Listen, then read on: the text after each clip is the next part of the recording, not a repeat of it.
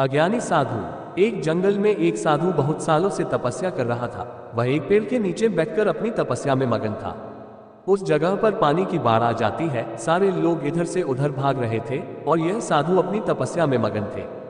इन्हें पता नहीं था कि पानी की बाढ़ आ चुकी है। जब एक आदमी वहां से भाग रहा था तो उसने इस साधु को देखा और इन्हें सावधान किया कि पानी की बाढ़ आ चुकी है, सारे लोग यहाँ से भाग रहे हैं, आप भी यहाँ से चलो। तो उस साधु ने कहा कि तुम जाओ, मुझे भगवान बचा लेगा। कुछ देर के बाद पानी साधु के गले तक आ गया। तभी वहां से कुछ लोग नाव में बैठकर भाग रहे थे। उन्होंने जब साधु को देखा तो उनसे कहा कि आप हमारे साथ नाव में बैठ जाओ, वरना आप डूब जाएंगे। लेकिन साधु ने फिर से वही कहा कि तुम जाओ, मुझे भगवान बचा लेगा। और वह लोग भी वहां से नाव लेकर चले गए।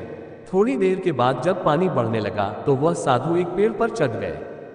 तभी वहां से एक हेलीकॉप्टर गुजर रहा था जो लोगों को बचा रहा था।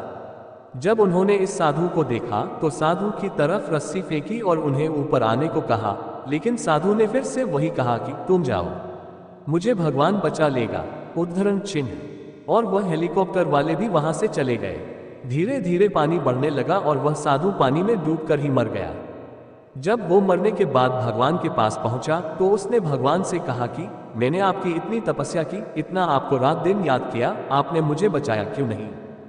तो भगवान ने कहा, अरे बेवकूफ, तुझे बचाने के लिए 3 बार मैंने ही तो उन तीनों इंसानों को भेजा था।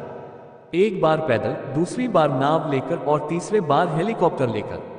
इस कहानी से हमें ये सीख मिलती है कि भगवान हमेशा किसी न किसी को जरिया बनाकर भेजता है हमारी मदद करने के लिए।